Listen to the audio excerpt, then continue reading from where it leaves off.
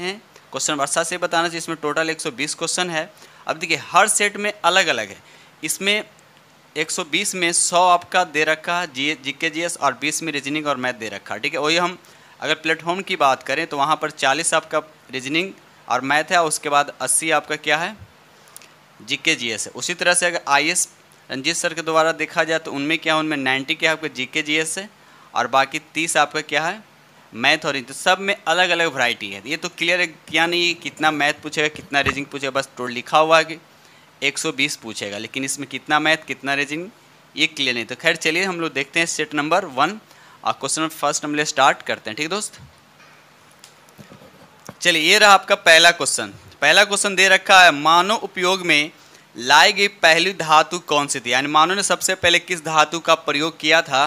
तो याद रखिए इसका राइट आंसर आपका डी हो जाएगा। ठीक है दोस्त, चलिए बिल्कुल इजी क्वेश्चन दे रखा है यहाँ पे। पहला क्वेश्चन नंबर 2 कहता है आर्यों का मुख्य पेशा क्या है। आर्यों का मुख्य पेशा क्या है, तो याद रखिए इसका राइट आंसर आपका बी हो जाएगा पशुपालन। याद रखिएगा पशुपालन, साथ साथ ये भी याद रखिएगा पशुओं में गाय को सबसे पवित्र तथा उत्तम माना जाता था आर्यों में। ठीक है दोस्त, याद रखिएगा। चलिए क्वेश्चन नंबर 3 कहता है मौर्य राजवंश की स्थापना किसने की थी। मौर्य राजवंश की स्थापना किसने की थी, याद रखिए इसका राइट आंसर आपका बी होगा चंद्रगुप्त मौर्य ने मौर्य राजवंश की स्थापना की थी। ठीक है दोस्त, ये याद रखिएगा। चलिए आगे बढ़ते question number next.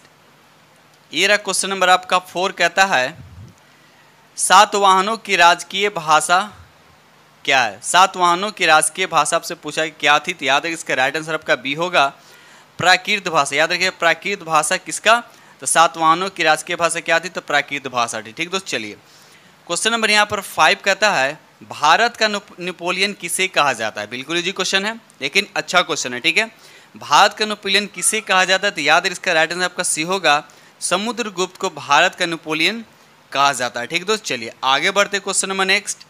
Question number 6 कहता है लीलावती नामक ग्रंथ की रचना किसने की थी। लीलावती जो ग्रंथ है इसकी रचना किसने की थी, तो याद है इसका राइट आंसर आपका ए हो जाएगा भास्कर द्वितीय। याद रखिए भास्कर द्वितीय ने। ठीक है दोस्त, क्वेश्चन नंबर यहाँ पे 7 कहता है दिल्ली सल्तनत में रक्त एवं लौ की नीति किस सुल्तान द्वारा अपनाई गई थी, तो याद रखिए इसका राइट आंसर आपका बी हो जाएगा बलबन के द्वारा अपनाई गई थी। याद रखिए बलबन के द्वारा अपनाई गई थी। यार ये गुलाम वंश के शासक था।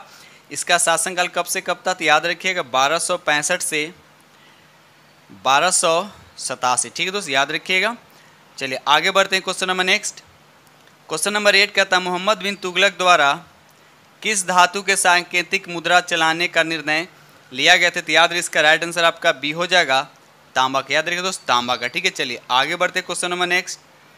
क्वेश्चन नंबर 9 कहता है फरीद को शेर खां की खिताब किसने दिया था। फरीद को शेर खां की खिताब किसने दिया था, तो याद है इसका राइट आंसर आपका बी हो जाएगा बहार खां लोहानी। याद रखिएगा बहार खां लोहानी। ठीक है दोस्त, चलिए आगे बढ़ते question number next. Question number 10 कहता है अंग्रेज़ों ने दक्षिण भारत में 1611 ईस्वी में अपनी पहली फैक्ट्री कहाँ स्थापित की थी, तो याद है इसका राइट आंसर आपका सी हो जाएगा मसूलीपट्टनम में। कहाँ स्थापित किया था, तो मसूलीपट्टनम में। ठीक है दोस्त, चलिए आगे बढ़ते क्वेश्चन नंबर नेक्स्ट।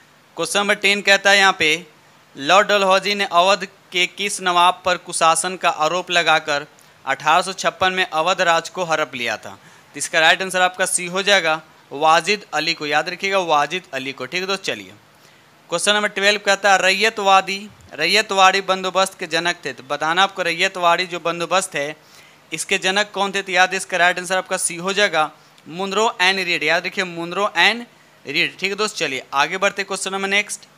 ये रहा क्वेश्चन नंबर आपका 13। 10 मई 1857 ईस्वी को विद्रोह का आरंभ कहाँ से हुआ था, तो ये आपको बताना। तो याद इसका राइट आंसर आपका बी हो जाएगा मेरठ से। कहाँ से दोस्त, तो मेरठ से। याद रखिएगा। चलिए क्वेश्चन नंबर यहाँ पे 14 कहता है इंडियन सिविल सर्विस की परीक्षा उत्तीर्ण करने वाले पहले भारतीय कौन थे। ठीक है, तो याद है इसका राइट आंसर आपका बी हो जाएगा सत्येंद्र नाथ ठाकुर। याद रखिएगा सत्येंद्र नाथ ठाकुर। कब, तो याद रखिए 1863 ईस्वी में। ठीक है दोस्त, चलिए आगे। चंपारण सत्याग्रह किस वर्ष हुआ था, तो याद इसका राइट आंसर आपका बी हो जाएगा। ठीक है, 1917 में हुआ था। चंपारण सत्याग्रह बिहार में है और महात्मा गांधी द्वारा तीन कटिया पद्धति के विरोध में किया था। अब तीन कटिया पद्धति का मतलब क्या होता है कि अगर 20 कट्ठा जमीन है तो उसमें 3 कट्ठे में क्या करना है, नील की खेती करना है। इसी को बोलते हैं तीन कटिया पद्धति बोलते हैं। ठीक है दोस्त, चलिए क्वेश्चन नंबर 16 कहता है गांधी जी अपना राजनीतिक गुरु किसे मानते थे? तो याद रखिए इसका राइट आंसर आपका बी हो जाएगा, गोपाल कृष्ण गोखले को मानते थे। ठीक दोस्त, चलिए आगे बढ़ते क्वेश्चन नंबर नेक्स्ट।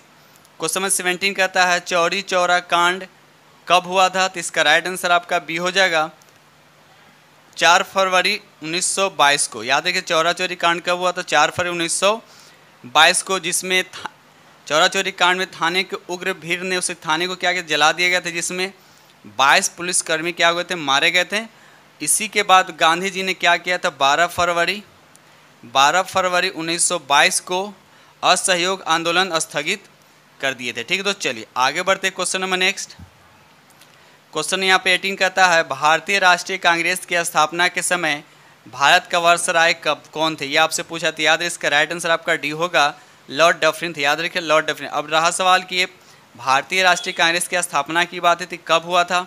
तो हुआ था 28 दिसंबर 1885 ईस्वी को। ठीक है दोस्त, चलिए आगे बढ़ते क्वेश्चन नंबर यहाँ पे 19 कहता है इंडियन एसोसिएशन के संस्थापक कौन थे? तो याद रखिए इसका राइट आंसर आपका बी हो जाएगा, सुरेंद्र नाथ बनर्जी ने। और कब इसकी स्थापना की थी? तो याद रखिए 1876 ईस्वी में, 1876 ईस्वी में। ठीक दोस्त, चलिए आगे बढ़ते क्वेश्चन नंबर 20 कहता बंगाल में ब्रिटिश वस्तुओं के बहिष्कार का सुझाव सर्वप्रथम किसने दिया था? तो याद रखिए इसका राइट आंसर आपका बी हो जाएगा, कृष्ण कुमार मित्र ने। याद रखिए कृष्ण कुमार मित्र ने। और ये कब दिए थे? तो याद रखिएगा 1906 में। ठीक है दोस्त, चलिए आगे बढ़ते question number next. Question number यहाँ पे 22 कहता है अखिल भारतीय मुस्लिम लीग की स्थापना किस वर्ष हुई थी? बिल्कुल इजी क्वेश्चन है, याद रखिए इसका राइट आंसर आपका ए हो जाएगा 1906 में। ठीक है दोस्त, चलिए आगे बढ़ते क्वेश्चन नंबर यहाँ पर 22 कहता है निम्नलिखित में से किसने मित्र मेला संघ को शुरू किया था? तो याद रखिए यहाँ पर राइट आंसर आपका बी हो जाएगा, विनायक दामोदर सावरकर। याद रखिए दोस्त, राइट आंसर आपका बी हो जाएगा। ठीक है दोस्त, क्वेश्चन नंबर 23 कहता है एक वर्ष में स्वराज का नारा गांधी जी द्वारा किस आंदोलन में के दौरान दिया गया था? तो याद रखिए इसका राइट आंसर आपका ए हो जाएगा, असहयोग आंदोलन के दौरान दिया गया था। ठीक है दोस्त, चलिए क्वेश्चन नंबर 24 कहता है भारत विभाजन के समय कांग्रेस के अध्यक्ष कौन थे? ये आपसे पूछा गया, तो याद रखिएगा इसका राइट आंसर आपका बी हो जाएगा, जेबी कृपलानी शासित। भी याद रखिएगा भारत विभाजन स्वतंत्रता प्राप्ति के समय, ये भी पूछा है स्वतंत्रता प्राप्ति के समय भारतीय राष्ट्रीय कांग्रेस के अध्यक्ष कौन थे? तो भी याद रखिएगा उसका भी आंसर आपका होगा जेबी कृपलानी हो जाएगा। ठीक है दोस्त, चलिए आगे बढ़ते क्वेश्चन नंबर 25 कहता है 1946 में भारतीय आय कैबिनेट मिशन का नेतृत्व किसने किया था? तो याद रखिए इसका राइट आंसर आपका ए हो जाएगा, सर पेंथिक लॉरेंस। याद रखिए सर पेंथिक लॉरेंस। ठीक है दोस्त, चलिए आगे बढ़ते क्वेश्चन नंबर 26 कहता है भारत छोड़ो आंदोलन का प्रस्ताव पारित होने के बाद गांधी जी को गिरफ्तार कर कहाँ रखा गया था? तो याद इसका राइट आंसर आपका डी हो जाएगा, आगा खां पैलेस में रखा गया था। इनको गिरफ्तार कब किया था? तो याद रखिए इनको 9 अगस्त 1942 को गिरफ्तार करके आगा खां पैलेस में रखा गया था। ठीक है दोस्त, चलिए आगे बढ़ते question number next. Question number 27 कहता है गांधी जी द्वारा व्यक्तिगत सत्याग्रह के तहत प्रथम सत्याग्रही किसे चुना गया था? तो याद रखिए इसका राइट आंसर आपका डी हो जाएगा, विनोबा भावे को। याद रखिए विनोबा भावे को। ठीक है दोस्त, चलिए आगे बढ़ते क्वेश्चन नंबर 28 कहता है मुस्लिम लीग द्वारा किस वर्ष पाकिस्तान की स्थापना संबंधी मांग का प्रस्ताव पेश किया गया था? तो इसका राइट आंसर आपका सी हो जाएगा 1940 में। याद रखो दोस्त 1940 में। ठीक है, चलिए आगे बढ़ते हैं क्वेश्चन नंबर नेक्स्ट।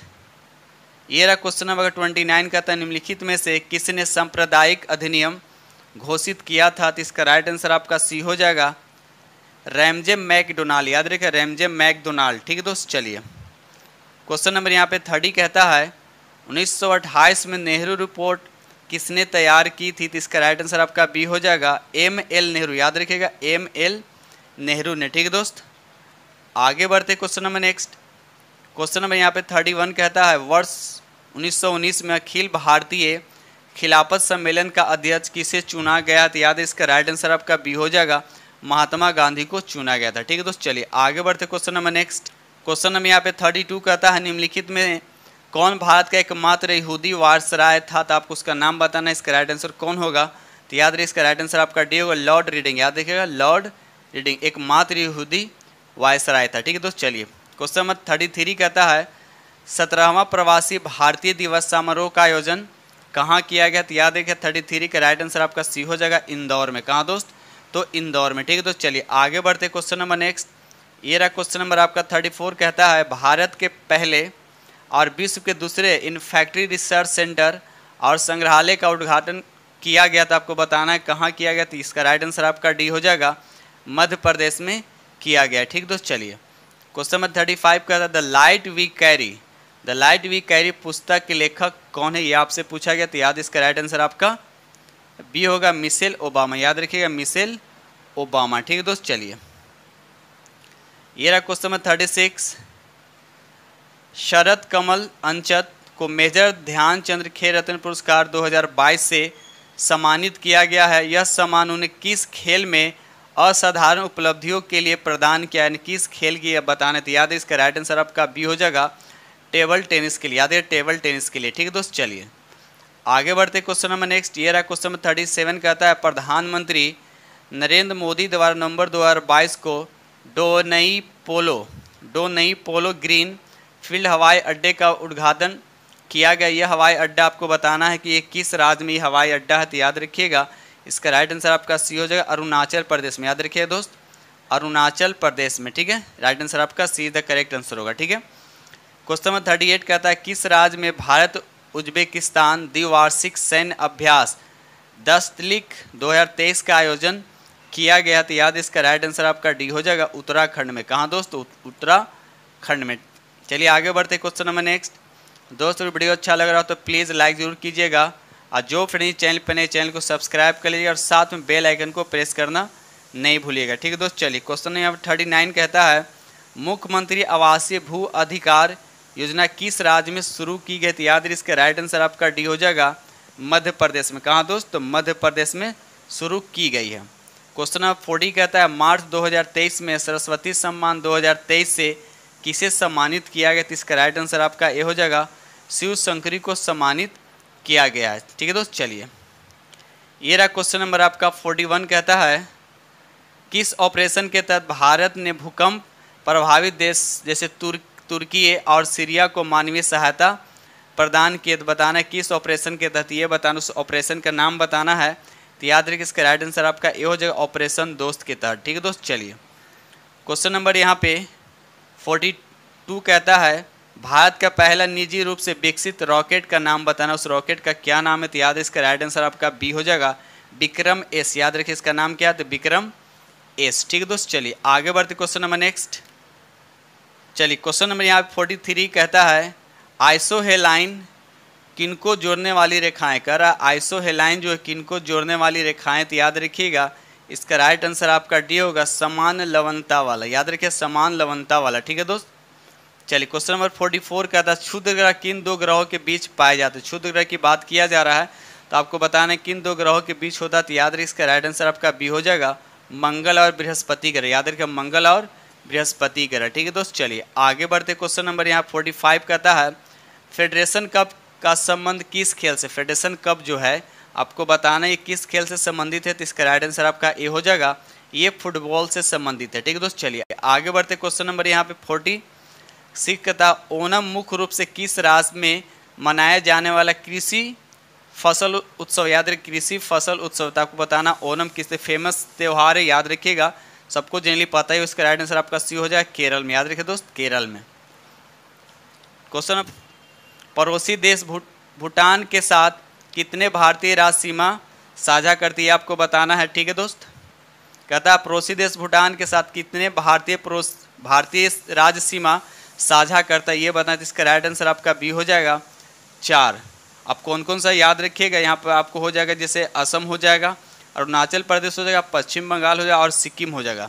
ये चारों जो है पड़ोसी देश भूटान से क्या करते हैं? भारतीय सीमा साझा करते हैं। ठीक है दोस्त, चलिए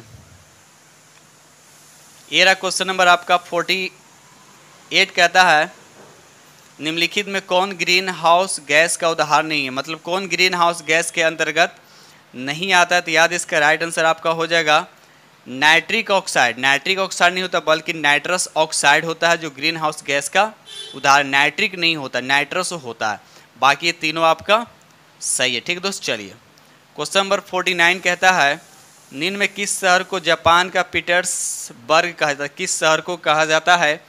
तो याद रखिए इसका राइट आंसर आपका सी होगा, यवाटा को कहा जाता है। यवाटा को जापान का पीटर्सबर्ग कहा जाता है। साथ साथ ये भी याद रखिएगा, जापान का मैनचेस्टर किसे कहा जाता है? तो ओसाका को कहा जाता है। किसको कहा जाता है? ओसाका को कहा जाता है। जापान का मैनचेस्टर कहा जाता है। अगर पूछा जाए जापान का डेट्रॉइट किसे कहा जाता है? तो नायोगा को कहा जाता है, नागोया को कहा जाता है। तो तीनों चीज़ आप लोग याद रखिए। लेकिन आपसे पूछा क्या यहाँ पर, जापान का पीटर्सबर्ग किसे कहा जाता है?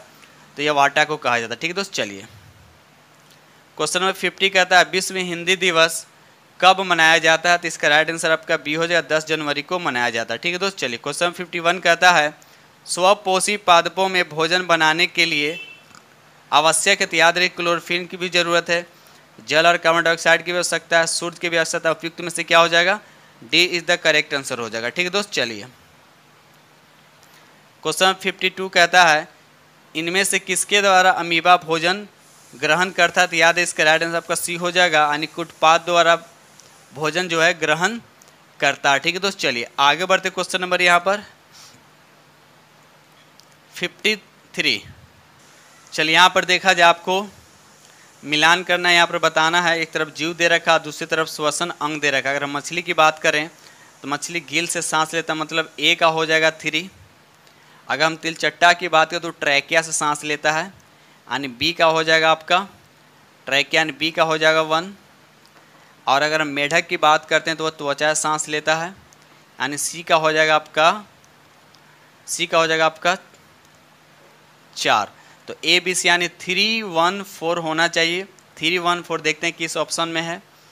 3 1 4 तो आप देखा जाए यहाँ पर, तो यहाँ पर देखा है तो ऑप्शन दे रखा है 3 1 4। तो यहाँ देखिए 3 1 4 किस में है? तो यहाँ पर देखिए 3 1 4 उसके बाद 2 है। ठीक है दोस्त, इसका राइट आंसर क्या हो जाएगा? तो बी हो जाएगा। ठीक है, चलिए आगे बढ़ते question number next. Question number 54 कहता है एक कोशिकीय शैवाल में जल का परिवहन होता है। एक कोशिकीय शैवाल में जल का परिवहन होता है तो किसके द्वारा होता है? तो याद इसका राइट आंसर का बी हो जाएगा, विसरण के द्वारा होता है। याद रखिए विसरण के द्वारा होता है। चलिए क्वेश्चन नंबर यहाँ पे 55 कहता है निम्नलिखित में कौन सा कथन आपका सत्य ये बताना है। तो याद रखिए यहाँ पर राइट आंसर आपका बी हो जाएगा, पश्च मस्तिष्क जो है 5 पिंडों में बटा होता है। ये गलत है, पश्च मस्तिष्क नहीं होता बल्कि अग्र मस्तिष्क जो होता है 5 पिंडों में बटा होता है। तो ये आपका गलत है, लेकिन आप पूछ रहा है का सत्य बताना, तो ये राइट आंसर हो जाएगा। ठीक है दोस्त, चलिए क्वेश्चन नंबर 56 कहता है इनमें बुद्धि और चतुराई का केंद्र किस में होता है? तो याद इसका राइट आंसर आपका सी हो जाएगा, सेरिब्रम में होता है। याद रखिएगा सेरिब्रम में होता है। ठीक दोस्त, चलिए आगे बढ़ते क्वेश्चन नंबर 57 अलैंगिक जनन की विधि किस में होता है? तो ये आपको बताना है। तो याद रखिए यहाँ पर विखंडन, मुकुलन और बीजाणु जनन ये सब होता है, नहीं राइट आंसर क्या हो जाएगा आपका? डी हो जाएगा। ठीक है दोस्त, चलिए आगे बढ़ते क्वेश्चन नंबर 58 पराग कोष पाए जाते हैं किस में पाए जाते हैं? याद रखिए पराग कोष किस में पाया जाता है ये आपको बताना है। तो ये पराग कण में पाए जाते हैं, पराग कण में पाए जाते हैं। ठीक है, और साथ साथ ये भी याद रखिएगा कि एक पूर्ण पुष्प के 4 भाग होते हैं, बाह्य दलपुंज, दलपुंज, पुमंग और जयांग। पुमंग क्या होता है? ये नर भाग होता है। पुमंग जो होता है ये नर भाग होता है। अगर हम जयांग की बात करें तो ये स्त्री भाग होता है। याद रखिएगा दोस्त। ठीक है, तो इस तरह से आपको याद होने चाहिए। ठीक है दोस्त, चलिए आगे बढ़ते क्वेश्चन नंबर यहाँ पर 59 कहता है नेत्र के रेटिना पर किसी वस्तु का बने प्रतिबिंब की प्रकृति होती है, आपको बताना है कैसा होता है। तो याद है इसका राइट आंसर आपका सी हो जाएगा, वास्तविक उल्टा और छोटा होता है। याद रहे वास्तविक उल्टा और छोटा होता है। ठीक है दोस्त, चलिए आगे बढ़ते क्वेश्चन नंबर यहाँ पर 60 कहता है जब किसी तार में विद्युत धारा प्रवाहित होती है तब वह सर्वप्रथम गतिशील कण होते हैं। तो कौन सा कण गतिशील होते हैं? तो याद रखिए इसका राइट आंसर आपका ए हो जाएगा, इलेक्ट्रॉन क्या होते हैं? गतिशील होते हैं। ठीक है दोस्त, चलिए आगे बढ़ते question number next. Question number 61 कहता है सौर पैनल बनाया जाता है किस तरह से बनाया जाता है? याद रखिएगा इसका राइट आंसर आपका बी हो जाएगा, अनेक सौर सेलों को संयोजित करके यानी जोड़कर बनाया जाता है सौर पैनल। ठीक है दोस्त, चलिए क्वेश्चन नंबर 62 कहता है मापन मुख्य रूप से एक प्रक्रिया है।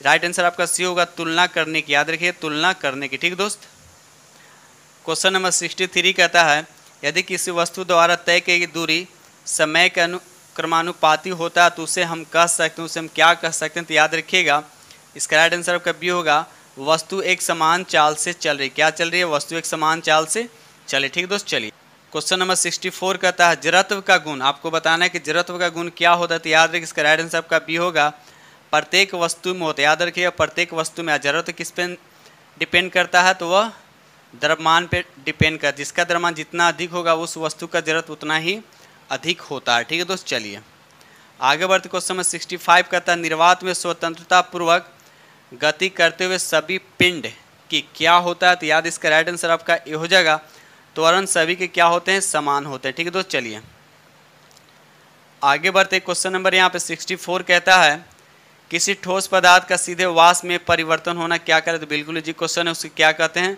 तो ऊर्ध्वपातन कहते हैं। क्या कहते हैं? उसे ऊर्ध्वपातन कहते हैं। जैसे इसमें कपूर आता है, याद रखिएगा एग्जाम्पल कपूर हो गया, नौसादर हो गया, ठीक है, आयोडीन हो गया, ये सब किसके एग्जाम्पल है? तो ऊर्ध्वपातन के एग्जाम्पल है। ठीक है दोस्त, चलिए क्वेश्चन नंबर 67 कहता है निम्नलिखित में कौन तत्व, इसमें पूछा जा रहा है कौन सा इसमें तत्व है? तो आर्सेनिक क्या तत्व, बाकी पीतल, कांसा और ये सब क्या मिश्र धातु हैं। ठीक है दोस्त, चलिए आगे बढ़ते क्वेश्चन नंबर नेक्स्ट।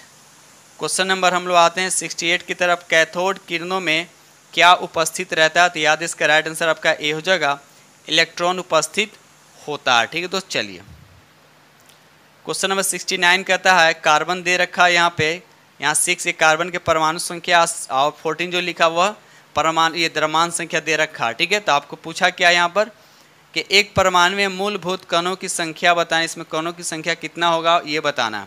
तो याद रखिए इसका राइट आंसर आपका कितना हो जाएगा?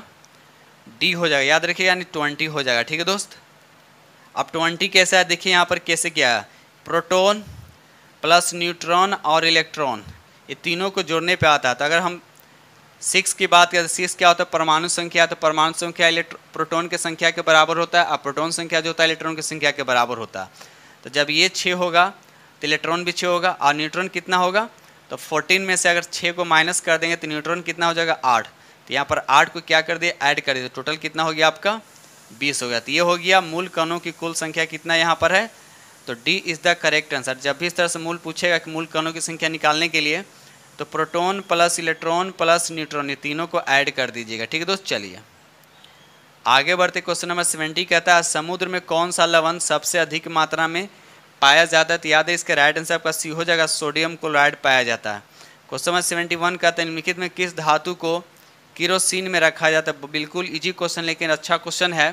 तो याद है इसका राइट आंसर आपका बी हो जाएगा, सोडियम को। साथ साथ याद है कि लिथियम को भी रखा जाता है और पोटासियम को भी केरोसिन में ही रखा जाता है। अब रहा सवाल कि ये सब धातु को केरोसिन में ही क्यों रखा जाता है? क्योंकि केरोसिन में क्या होता है? ऑक्सीजन नहीं होता। ठीक है, इसीलिए सोडियम, लिथियम और पोटासियम को केरोसिन में रखा जाता है। ठीक है दोस्त, चलिए क्वेश्चन नंबर 72 कहता है निम्न में संविधान के किस नीति निर्देशक तत्व पर गांधी जी के नैतिक दर्शन का प्रत्यक्ष प्रभाव दिखाई पड़ता है? तो याद है इसका राइट आंसर आपका सी हो जाएगा, गोवध पर निषेध। याद है गोवध पर निषेध। ठीक है दोस्त, चलिए आगे बढ़ते question number next. Question number 73 कहता है राष्ट्रपति द्वारा राष्ट्रीय आपात स्थिति की घोषणा किए जाने के बाद किस अवधि तक उसको अनुमोदन संसद के प्रत्येक सदन द्वारा हो जाना चाहिए? तो याद इसका राइट आंसर आपका ए हो जाएगा, 1 माह के भीतर। याद रखिएगा 1 माह के भीतर। ठीक है दोस्त, चलिए आगे बढ़ते question number next. Question number 74 कहता है निम्नलिखित में कौन भारत के संसद के दोनों सदनों में से किसी एक का भी सदस्य नहीं होता है? तो याद इसका राइट आंसर आपका कौन होगा? तो यहाँ पर ये होगा भारत के राष्ट्रपति, यानी option C is the correct answer होगा। ठीक है दोस्त, चलिए आगे बढ़ते क्वेश्चन नंबर 75 कहता है संविधान के किस अनुच्छेद में प्राथमिक स्तर पर मातृभाषा की शिक्षा देने की बात की गई? आपको बताना किस अनुच्छेद के तहत। याद है इसका राइट आंसर आपका सी हो जाएगा, अनुच्छेद 350 के ए के तहत। ठीक है दोस्तों, क्वेश्चन नंबर 76 कहता है भारत के नियंत्रक और महालेखा परीक्षक की रिपोर्ट की समीक्षा करने वाली संसदीय समिति कौन है? ये आपसे पूछा, तो याद रखिएगा इसका राइट आंसर आपका सी हो जाएगा, लोक लेखा समिति। याद रखिएगा लोक लेखा समिति। इसमें टोटल कितने सदस्य होते हैं? तो याद रखिए इसमें टोटल 22 सदस्य, जिसमें 15 सदस्य लोकसभा का और 7 सदस्य क्या होते हैं? राज्यसभा का होता है। ठीक है दोस्त, चलिए आगे बढ़ते हैं। Question number 77। क्वेश्चन नंबर 77 कहता है भारतीय संविधान के किस अनुच्छेद के तहत उच्च न्यायालय के न्यायाधीशों की सेवानिवृत्ति की आयु 60 से 62 वर्ष की गई? आपको बताना है भारतीय संविधान में किस संशोधन के तहत। याद रखिए राइट आंसर आपका सी हो जाएगा, 15वें संविधान संशोधन के तहत। क्वेश्चन नंबर यहाँ पे 78 कहता है चुनाव के दौरान राजनीतिक दलों और उम्मीदवारों द्वारा अनुपालन किए जाने वाले आदर्श आचरण संहिता है तो क्या है? तो याद है इसका राइट आंसर आपका डी हो जाएगा। लोक प्रतिनिधित्व अधिनियम 1951 में निर्देशित नियम के तहत। ठीक है दोस्त, चलिए आगे बढ़ते। क्वेश्चन नंबर 79 कहता है निम्न में कौन सी संघ सूची के अंतर्गत नहीं आता है? इससे पूछा है कौन संघ सूची के अंतर्गत नहीं आता है, तो याद रखिए इसका राइट आंसर आपका डी हो जाएगा। लोक स्वास्थ्य जो है ये संघ सूची के अंतर्गत नहीं आता बल्कि ये राज्य सूची के अंतर्गत आता है। याद रखिएगा ये राज्य सूची के अंतर्गत आता है। ठीक है दोस्त, चलिए क्वेश्चन नंबर 80 कहता है सकल राष्ट्रीय उत्पाद में से अगर मूल्यह्रास छूट को अगर हम माइनस कर देते हैं तो हमें क्या निकल कर आता है? तो याद रखिए इसका राइट आंसर सी होगा, निवल राष्ट्रीय उत्पाद। ठीक है, तो याद रखिए निवल राष्ट्रीय उत्पाद निकल कर आता है। ठीक है दोस्त, चलिए question number next. Question number 81 कहता है निम्नलिखित में से कौन सा युग्म सही सुमेलित नहीं? ये आपको बताना है, तो इसका राइट आंसर आपका डी हो जाएगा। चौथी पंचवर्षीय योजना 1966 से 71, ये गलत है। चौथी पंचवर्षीय योजना 1966 से नहीं था बल्कि 1969 से 71 था। ठीक है दोस्त, चलिए क्वेश्चन नंबर यहाँ पे 82 कहता है वित्तीय वर्ष 2023-24 के लिए राजकोषीय घाटा बिहार के जीएसडीपी का डैश होने की अनुमान है, तो आपको बताने इसका राइट आंसर क्या हो जाता है? बी हो जाएगा 2.98%। ठीक है दोस्त, चलिए आगे बढ़ते। क्वेश्चन नंबर 89 कहता है बिहार आर्थिक सर्वेक्षण 2022-23 के अनुसार 2021-22 में बिहार के सकल राज्य घरेलू उत्पाद की स्थिर कीमतों में वृद्धि दर कितनी रही? ये आपको बताना है, तो याद इसका राइट आंसर आपका सी हो जाएगा 10.98%। ठीक है दोस्त, चलिए क्वेश्चन नंबर 84 कहता है निम्नलिखित में से किस देश की भारत के साथ सबसे लंबी स्थलीय सीमा? ये आपसे पूछा है, तो याद इसका राइट आंसर आपका डी हो जाएगा, बांग्लादेश के साथ। याद रखिए बांग्लादेश कितनी इसकी कुल लंबाई है जो भारत से जो सटा हुआ, तो याद रखिए 4096 किलोमीटर लगभग। ठीक है दोस्त, याद रखिएगा। और सबसे छोटा सीमा किससे? तो अफगानिस्तान से लगा हुआ मात्र 106 किलोमीटर। ठीक है दोस्त, याद रखिएगा। सबसे ज़्यादा किसके साथ है? तो बांग्लादेश के साथ। और सबसे कम किसके साथ? तो अफगानिस्तान के साथ। कितना? 106 किलोमीटर। ठीक है दोस्त, चलिए आगे बढ़ते। क्वेश्चन नंबर 85 कहता है भारत कितने प्राकृतिक प्रदेशों में विभाजित है? तो याद रखिए इसका राइट आंसर आपका ए हो जाएगा, इन 4 प्राकृतिक प्रदेशों में विभाजित है। ठीक है दोस्त, याद रखिएगा।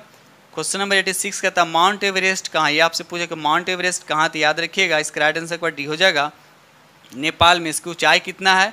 तो 8848 मीटर इसकी क्या है? तो ऊंचाई है। ठीक है दोस्त, चलिए आगे बढ़ते। क्वेश्चन नंबर नेक्स्ट ये रहा क्वेश्चन आपका 87 कहता है भारत में जनसंख्या के अनुसार तीसरी तथा क्षेत्रफल में 12वां राज्य कौन है? आपसे पूछा, बहुत बार क्वेश्चन डिस्कस किया जा चुका है, तो याद रखिएगा इसका राइट आंसर का डी हो जाएगा, बिहार। क्षेत्रफल में कौन से केमा स्थान पे? तो 12वां स्थान पे है।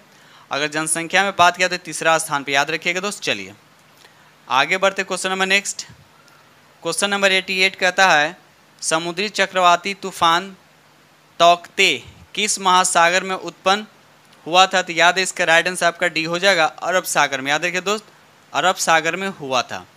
क्वेश्चन नंबर 89 कहता है निम्नलिखित में से कौन सी मिश्रित खेती की प्रमुख विशेषता है? तो याद है इसका राइट आंसर आपका सी हो जाएगा, पशुपालन और साथ शस्य उत्पादन को एक साथ करना। ठीक है दोस्त, चलिए आगे बढ़ते। क्वेश्चन नंबर ये रहा आपका 90 कहता है 8वां भारत अंतर्राष्ट्रीय विज्ञान महोत्सव कहाँ आयोजित किया गया? तो याद इसका राइट आंसर आपका बी हो जाएगा, भोपाल में। ठीक है दोस्त, चलिए क्वेश्चन नंबर 91 कहता है भारत में ऊर्जा का सर्वाधिक स्रोत, भारत में ऊर्जा का सर्वाधिक स्रोत किससे होता है? तो याद रखिएगा कोयला से। याद रखिए दोस्त, कोयला से सबसे ज़्यादा होता है। ठीक है, चलिए आगे बढ़ते। Question number next question number 92 का तारे का रंग सूचक है। तारे का रंग सूचक है, किसका सूचक है? तो याद रखिए इसका राइट आंसर आपका डी हो जाएगा, उसके ताप का, उसके ताप का सूचक है। 93 कहता है दिन रात किसके कारण होता है? तो याद इसका राइट आंसर आपका बी हो जाएगा, भू परिभ्रमण के कारण। इसको बोलते हैं घूर्णन गति भी बोलते हैं, ठीक है दोस्त, यानी घूर्णन गति का यानी क्या होता है, दिन और रात